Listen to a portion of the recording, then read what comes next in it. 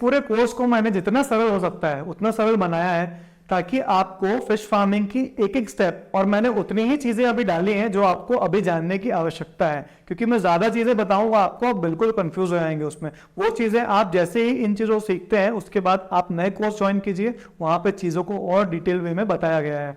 तो अब हम हमारे क्लास के आखिरी चरण पे हैं, जो कि है common cultivable fishes in India, मतलब भारत में पाली जाने वाली आम मछलियां, जो कॉमन मछलियां हैं वो कौन सी होती हैं। तो मैंने इनको जो बांटा है वो 3 ग्रुप में बांटा है। पहला ग्रुप जो है वो कार्प्स का है, दूसरा ग्रुप जो है वो हाई स्टॉकिंग फिश यानी कि अधिक घनत्व में पाले जाने वाली मछलियां, और तीसरा जो ग्रुप है वो है हाई वैल्यूड फिश, मतलब कि ज्यादा महंगे दाम पे बिकने वाली मछलियां। तो हम पहले ग्रुप की ओर चलते हैं, जो कि है कार्प्स का। कार्प्स इनको इसलिए बोला जाता है क्योंकि ये नदियों में पाए जाने वाली मछली हैं जिनके शरीर पर छिलके होते हैं। इनकी जो ग्रोथ होती है नदियों में काफ़ी तेजी से होती है, और इनकी जो फ्लैश की क्वालिटी होती है, जो मांस की क्वालिटी होती है, वो भी काफ़ी अच्छी होती है। इनमें 2 ग्रुप और बटे हुए हैं, एक है IMC, एक है EMC। तो हम लोग एक बार शुरुआत से चालू करते हैं। जो सबसे पहली मछली इस ग्रुप की आती है वो मछली है कतला। आपने इसका नाम जरूर सुना होगा अगर जो आप मछली पालन के बारे में थोड़ा बहुत जानते हैं। कतला मछली जो है वो पानी की ऊपरी सतह, सरफेस मतलब पानी में भी सतह होती है। ये सरफेस है, ये कॉलम है, ये है बॉटम। मतलब सरफेस मतलब सबसे ऊपर वाली सतह, बीच वाली जो सतह होती है वो होती है कॉलम, और सबसे नीचे वाली जो सतह होती है वो होती है बॉटम। तो ये जो कार्प मछलियां हैं ये अलग अलग सतह पे भोजन करती हैं और अपना निवास करती हैं। तो जो कतला है वो सरफेस ऊपर रहती है पानी में। तो मैंने आपको जैसे पहले बताया था, जो मेरा पर्पस था आपको मछली के शारीरिक अंगों के बारे में बताने का, वो यह था कि जैसे आप कतला को देखेंगे तो कतला का जो ये मुंह का हिस्सा है ये ऊपर को है थोड़ा। जब भी आप कतला आपको देखने का मौका मिलेगा साक्षात, तो आप देखेंगे कि इसका जो मुंह का हिस्सा है वो ऊपर की ओर है। ये इससे क्या पता चलता है कि ये ऊपर सरफेस में पाई जाने वाली मछली है, तभी इसका मुंह ऊपर की ओर इवॉल्व हो चुका है समय के साथ, जिससे कि ये ऊपर जो आपकी सरफेस पे जो भोजन होता है, एक सेकेंड मैं आपको बताता हूं। जो सरफेस पे भोजन होता है ना, उसका मुंह ऊपर को है, ऐसा मुंह है, नीचे वाला जो लिप है वो बड़ा है, ठीक है। तो इससे जो सरफेस का खाना है वो इजीली खा सकती है। मेरी ड्राइंग इतनी अच्छी नहीं है, लेकिन मैं समझाने के तौर पे आपको ये समझा रहा हूं। तो मुंह की बनावट से हमको बहुत सारी चीजें समझ में आ जाती है कि मछली किस जगह पे रहती है, कैसे खाती है। उसके साथ ही साथ हम अगर जो कतला को देखें, ये मैं आपको देखिए, मैं आपको एक चीज बता दूं, ये जो मैं आपको डिटेल्स बता रहा हूं ये आपको कहीं भी नहीं मिलेगी। मैं आप अपनी कोई तारीफ नहीं कर रहा हूं, मैं इसलिए ये बोल रहा हूं कि आप यहाँ पे आए हैं, आपने अपना पैसा खर्च किया है, तो एक एक बारीकी को ना आप ध्यान से छाप लीजिए। ये फिश फार्मिंग के बेसिक्स हैं, और बेसिक्स आपके एक बार क्लियर हो गए तो आगे चल के आप कितना भी कॉम्प्लिकेटेड चीज पढ़ेंगे फिश फार्मिंग में तो भी आपको समझ में आएंगे, क्योंकि हर चीज के बेसिक्स आपके क्लियर होने चाहिए। तो ये मछली हमको क्या क्या दिखाती है, मछली की बनावट, मछली के बारे में क्या क्या बताती है, वो हम जानेंगे। सबसे पहली चीज हमने देख ली उसका मुंह। अगर जो मुंह ऊपर की ओर है मतलब मछली ऊपरी सतह पर रहती है और ऊपर का खाना खाती है। दूसरी चीज, आप इस मछली को देखोगे काफी चौड़ी मछली होती है। कतला जो होती है काफी चौड़ी मछली होती है। इसका क्या मतलब है कि ऊपरी सतह में रहने से कतला के ऊपर जो पानी का दबाव है वो कम पड़ता है। पानी का दबाव कम पड़ने से मछली बहुत ही अच्छे से ग्रोथ करती है, उसकी बॉडी थोड़ी चौड़ी रहती है ना। तो इससे ये भी पता चलता है। तीसरी चीज क्या है, कतला जो कि ऊपर वाली सरफेस पे रहती है, इसलिए इसको ऑक्सीजन भी बहुत ज्यादा चाहिए, क्योंकि ऊपर पानी हिलता रहता है, ऑक्सीजन मिलती रहती है पानी में, तो इसलिए इसकी ग्रोथ भी बहुत तेज रहती है। बाकी मछलियों के मुकाबले, जो मैं आगे आपको मछली बताऊंगा उसके मुकाबले इसकी ग्रोथ सबसे ज्यादा रहती है, क्योंकि ऊपरी सतह पर रहने से इसको खाना बहुत अच्छा मिलता है। क्योंकि जो नेचुरल खाना मिलता है तालाब में, नेचुरल खाना कैसे बनेगा, फोटोसिंथेसिस से, मतलब कि प्रकाश संश्लेषण। जब सूरज की किरणें पानी में पड़ेगी तो जो फोटोसिंथेसिस होगा उससे ऊपर की सरफेस पे खाना बहुत ज्यादा रहेगा, क्योंकि सूरज की जो किरणें हैं वो नीचे तक तो नहीं आ पाएंगी। तो नीचे तक नहीं आ पाएंगे तो सबसे ज्यादा खाना किस पे रहेगा, ऊपर की सतह पे। इसलिए इसकी ग्रोथ भी बहुत फास्ट रहती है, इसको ऑक्सीजन भी अच्छा मिलता है, और इसको जो है खाना भी जो पानी में उपलब्ध रहता है वो भी बहुत ज्यादा मिलता है। तो ये है हमारी पहली मछली जो कि कतला। उसके बाद जो हमारी दूसरी मछली है वो होती है रोहू। रोहू की बनावट एक टिपिकल मछली की तरह होती है, जो कि हम लोग शुरू से बचपन से ड्राइंग में बनाते आ रहे हैं। इसकी बनावट ऐसी ही होती है। इसका जो मुंह होता है वो सामने की तरफ होता है ना। सामने की तरफ होने से हमें ये समझ में आता है कि ये पानी के कॉलम हिस्से में, मतलब बीच वाले हिस्से में अपना आहार लेती है और रहती है। इस मछली की ग्रोथ हमारी कतला से थोड़ी कम रहती है, और इसका जो बॉडी का शेप होता है वो एकदम आइडियल मछली जो होती है, नॉर्मल मछली जो होती है उसके आकार का होता है, ना ज्यादा चौड़ा ना ज्यादा चपटा। और ये जो मछली है कॉलम में रहती है। तीसरी जो हमारी मछली है वो है मृगल।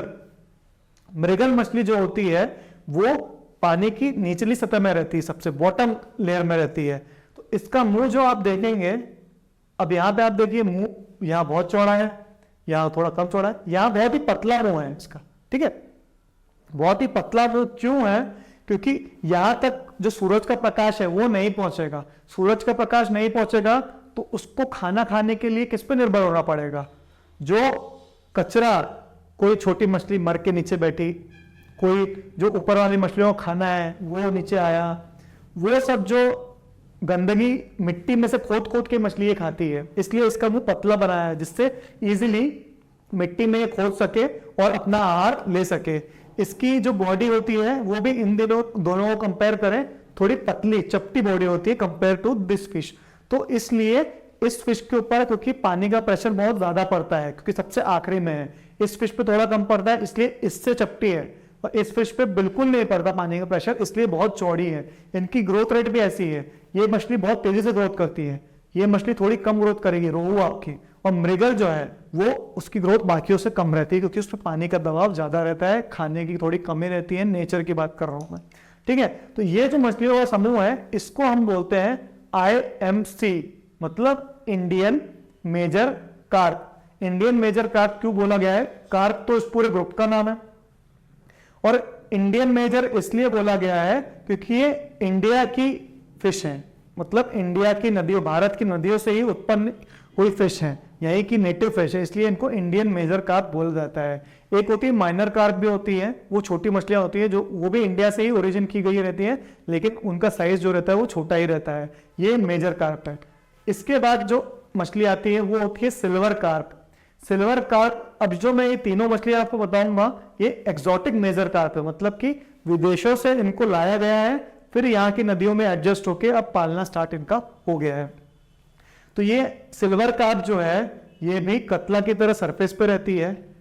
इसका भी मुंह देखेंगे आप ऊपर की तरफ रहता है। उसके बाद जो मछली है IMC में कार्प में आती है, सॉरी, वो होती है ग्रास कार्प। ग्रास कार्प भी रोहू जैसा ही आप मुंह देखेंगे सामने को इसका, इसकी बॉडी का स्ट्रक्चर भी आप रोहू की तरह ही लगभग आपको लगेगा, ज्यादा चौड़ा नहीं होता है। सिल्वर कार्प की ग्रोथ भी बहुत ज्यादा रहती है, ये एक डैम में एक साल में 4-4 किलो की भी हो जाती है, लेकिन इसका प्राइस इतना ज्यादा मार्केट में नहीं है कंपेयर करेंगे हम कतला से।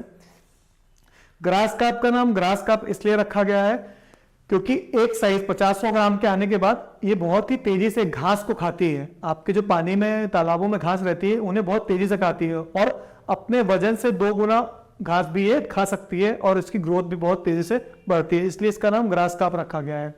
तीसरी जो फिश है इस ग्रुप की वो है कॉमन कार्प। अब यहाँ पे एक अपवाद है, अपवाद मतलब एक एक्सेप्शन है। बहुत बार होता है ना कि ये मछली जो बॉटम में रहने के बाद भी, मतलब पानी में निचली सतह में रहने के बाद भी इसका जो आकार है, ग्रोथ बहुत तेज है इसकी, और जब हम कंपेयर करें मृगल रोहू से, और उसके साथ ही ये चौड़ी भी होती है। तो ये एक अपवाद है अगर जो बॉटम में रह रही है। इस मछली का भी जो आप मुंह देख रहे हैं ये खुल के बाहर को आता है ना, एक ऐसा थूथन टाइप बाहर को आता है जिससे ये मिट्टी को उठाती है, अंदर लेती है, जो आहार होता है उसको, और बाकी मिट्टी वापस से पानी में छोड़ देती है। तो इसलिए ये बॉटम में रखी गई हैं। ये 6 मछलियां हैं जो आप कार्प वाले ग्रुप में आपकी आती हैं। तो इन 6 मछलियों का एक साथ भी पालन किया जाता है बहुत सारे डैम्स में। जो हम लोग डैम का कल्चर करते हैं, तो डैम कल्चर में इन 6 मछलियों को डाला जाता है अलग अलग निश्चित मात्रा में। मैं आपको वीडियो में आगे जरूर बताऊंगा कितनी मात्रा में इन मछलियों को डाला जाता है तालाबों में। अब हम हमारे दूसरे समूह की ओर बढ़ते हैं। दूसरा जो हमारा ग्रुप है वो है हाई स्टॉकिंग फिश का ग्रुप, मतलब कि अधिक घनत्व में पाली जाने वाली मछली है। अगर जो हम कमर्शियल फिश फार्मिंग कर रहे हैं, हमारे पास छोटी जगह है, तो हम कम जगह में मछलियों को पालेंगे, तो हम इन्हीं मछलियों का चयन करेंगे क्योंकि हम ज्यादा पाल सकते हैं, ज्यादा उत्पादन ले सकते हैं। तो पहली जो मछली है वो है तिलापिया। तिलापिया जो है ये साउथ अफ्रीका से ओरिजिनेट होके यहाँ पे आई है, ये यहाँ की मछली नहीं है, और मैक्सिमम जो भी हाई स्टॉकिंग मछलियां हैं वो बाहर से ही लाई गई हैं। तो तिलापिया मछली जो है वो कुछ कुछ हद तक आपको जो मेजर कार्प है, आपने अपने पहले वाले ग्रुप में जो कार्प के ग्रुप में देखी वैसे ही दिखेंगे, इनमें भी छिलके होते हैं, स्केल्स होते हैं। लेकिन तिलापिया मछली जब भी हम करेंगे तो हम जो बच्चा खरीदेंगे वो होगा मोनोसेक्स तिलापिया का। मतलब मोनोसेक्स मतलब मोनो मतलब एक, सेक्स मतलब लिंग, एक ही लिंग का बच्चा। मतलब हम लोग नर तिलापिया, नर मतलब मेल तिलापिया ही लाएंगे और हम उसका कल्चर करेंगे। क्या होता है, हार्मोन ट्रीटमेंट से जो बच्चे होते हैं उनको एक ही लिंग मतलब एक ही सेक्स में, केवल नर नर में कन्वर्ट कर दिया जाता है। क्योंकि ये मछली जो है साल में 2-3 बार ब्रीडिंग करती है, बच्चे पैदा करती है, और रुके हुए पानी में, मतलब तालाब आपका रुका हुआ पानी है, वहां पे भी ये ब्रीडिंग इजिली कर लेगी। और साथ ही साथ ब्रीडिंग करने के बाद आपको क्या क्या दिक्कतें आएंगी कि मछली की तादाद बहुत ज्यादा बढ़ जाएगी तालाब में, ऑक्सीजन बहुत ज्यादा लगने लग जाएगी, आपको खाना कितना डालना समझ में नहीं आएगा, और ब्रीडिंग करने के बाद मछलियों की जो ग्रोथ है वो भी स्लो हो जाती है थोड़ी। इसलिए हमें मोनोसेक्स लाना है, केवल एक ही लिंक करेंगे तो ब्रीडिंग की प्रॉब्लम नहीं आएगी। उसके अलावा जो दूसरी मछली है वो है रूपचंदा। रूपचंदा भी पिराना फैमिली को बिलोंग करती है, और ये भी इंडिया की नेटिव मछली नहीं है, इंडिया की नदियों में नहीं पाई जाती है। साथ ही जो सबसे पॉपुलर मछली है जो आज के टाइम में इंडिया में हो रही है हाई स्टॉकिंग के नाम पे, वो है पंगेशियस। पंगेशियस भी इंडिया की मछली नहीं है, ये वियतनाम की मेकोंग नदी है, मेकोंग रिवर है, वहां की ओरिजिनेटेड मछली है, वहां से इसको यहाँ लाया गया और यहाँ पे इसको पाला जाता है। एक और मछली है हाइब्रिड मांगुर, लेकिन ये जो मछली है ये इंडिया में पूरी तरह से पालने के लिए बैन है, इसलिए इस मछली को मैं सजेस्ट नहीं करूंगा। काफी लोग करते हैं, लेकिन as a fish farming business coach मैं कभी सजेस्ट नहीं करूंगा कि आप ये मछली पालें।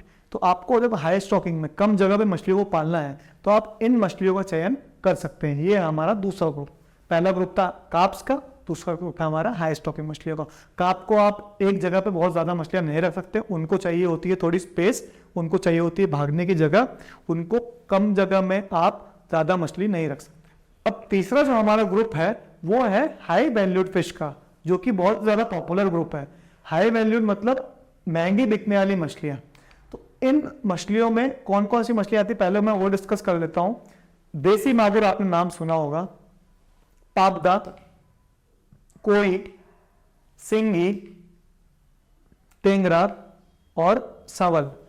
जितनी भी मैंने मछलियां आपको बताई हैं, इन मछलियों का एक चीज कॉमन है। सबसे पहला कि ये जो है ये महंगी बिकने वाली मछलियां हैं, ज्यादा रेट पे 200, 250, 350, 500, 700, 800, 1000 इतने रुपए किलो तक बिकती हैं। ठीक है, उसके अलावा इनका जो हार्वेस्टिंग साइज होता है, मतलब आप कितने बड़े होने के बाद इनको मार्केट में बेचेंगे, वो कम होता है अगर जो हम कंपेयर करें पहले वाले मछलियों से।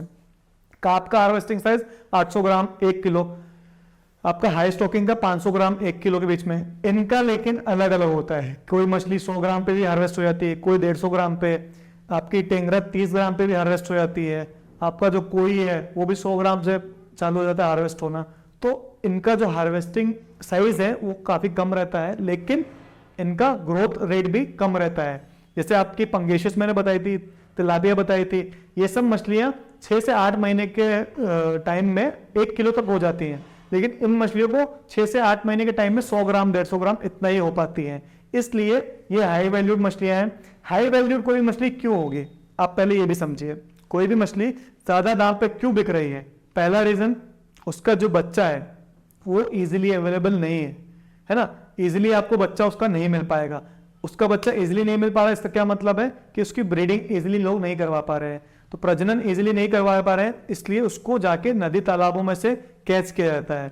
तो उन बच्चों को कैच करके आपको दिया जाता है, इसलिए इसका बच्चा ही महंगा आता है ना। और बच्चा महंगा आता है तो हर कोई इसका कल्चर करेगा नहीं, हर कोई नहीं करेगा, तो मार्केट में डिमांड बनी रहेगी, लेकिन इसका कल्चर कम होने से सप्लाई कम होगी, इसलिए इस मछलियों का रेट जो है वो ज्यादा होता है। इनमें जो खर्चा आता है वो भी थोड़ा ज्यादा आता है, लेकिन इसका जो रिटर्न मिलता है वो भी ज्यादा होता है। आगे स्पीसीज सिलेक्शन में, मतलब कि किस मछली को आप पालो आपके फिश फार्म में, आपके एरिया को देखते हुए, वो मैं आपको बताऊंगा स्पीसीज सिलेक्शन में। तो इस क्लास को मैं अब यहीं पे खत्म करूंगा। हम लोगों ने क्या क्या इस क्लास में देखा वो हम एक बार रिकॉल कर लेते हैं। सबसे पहले हमने देखा कि इंडियन फिशरी सिनेरियो कैसा है, इंडिया का क्या रैंक है फिश फार्मिंग बिजनेस में पूरे वर्ल्ड में हम देखें अगर जो, उसके बाद हमने देखा कि हमें मछली पालन क्यों करना है, मछली पालन के कौन कौन से प्रकार होते हैं, कहाँ कहाँ हम मछली पालन कर सकते हैं और कौन कौन सी मछलियाँ हैं जो इंडिया में कॉमनली पाली जाती हैं। तो अब हम मिलेंगे अपनी नेक्स्ट क्लास में। आप इस क्लास के नोट्स अच्छे से बना लीजिए, जो भी आपकी क्वेरीज है, जो भी आपके सवाल है, मैंने आपको नंबर दिया था 7044444505, आप इस पर व्हाट्सएप कीजिए। आप फिश मंत्रा का चैनल जरूर सब्सक्राइब कीजिए।